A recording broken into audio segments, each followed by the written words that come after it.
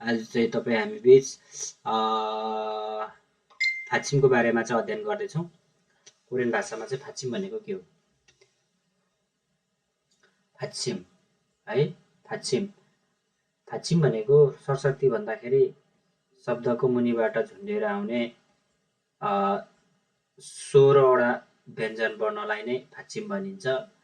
हुन त फात्सिम यसरी व्यञ्जन वर्ण 19वटा छन्, तर यी 19वटा व्यञ्जन वर्ण नै सबै मुनिबाट आउँदैनन्। हामी तल पढ्नेछौँ है त। सुरु गरौँ।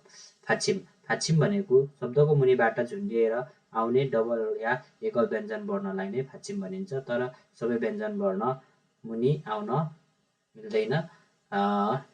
जम्मा व्यञ्जन वर्ण 19वटा भए पनि यी 3वटा व्यञ्जन वर्ण त प च मुनि फात्सिममा आउँदैन र फात्सिम पनि भन्न मिल्दैन। त्यसैले हामीले बाँकी 16वटालाई मात्र फात्सिम भन्न सक्छौँ अथवा भन्न मिल्छ।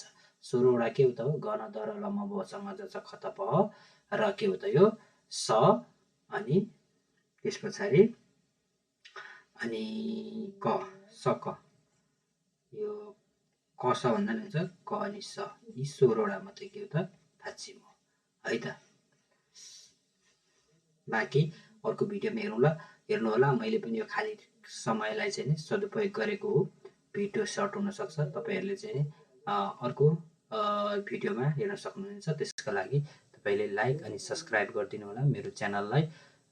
मैले पनि यो खाली समयलाई सदुपयोग गरेको मात्रै हो। तपाईँहरूले पनि मेरो भिडियोलाई पज गर्दै हेर्न सक्नुहुन्छ फात्सिमको बारेमा है त।